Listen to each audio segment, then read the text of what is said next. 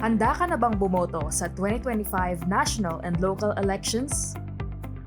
Sa May 12, 2025, boboto tayo para sa senador at party list at para sa mga lokal na opisyal.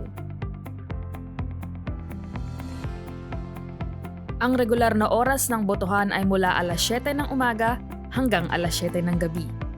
Para sa mga persons with disability, senior citizens, kasama ang kanilang assistors kung ang mga ito ay rehistradong botante din ng kaparehong polling place at gayon din ng mga buntis, maaari silang bumoto ng mas maaga.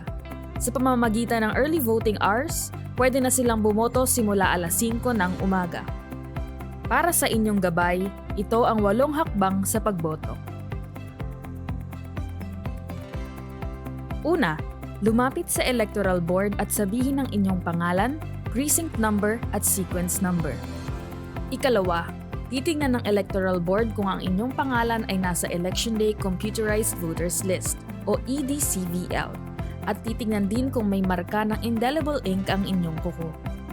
Ikatlo, kung walang marka ng indelible ink, i-verify ng Electoral Board ang inyong pagkakakilanlan at papipirmahin ka sa EDCVL. Ikaapat, ipapakita sa iyo ng EB chairperson na maayos at malinis ang balota. Ilalagay niya ito sa ballot secrecy folder at ibibigay sa iyo kasama ang marking pen. Ikalima, pumunta sa voting area at bumoto sa pamamagitan ng pag-fully shade ng oval bago ang pangalan ng kandidato na nais mong iboto.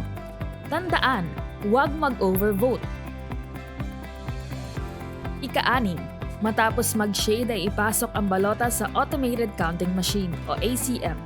Hintayin na lumabas ang resibo at tingnan sa screen ang ballot image ng iyong balota.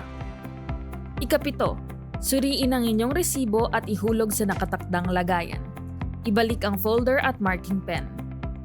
At ang huli, magpalagay ng indelible ink sa kuko ng kanang hintuturo. Lumabas na ng polling place pagkatapos bumoto. O diba, madali lang. Kaya bumoto na sa makabagong halalan para sa makabagong Pilipino. Isang paalala mula sa Commission on Elections. Para sa karagdagang impormasyon, bisitahin ang mga official social media accounts ng COMELEC.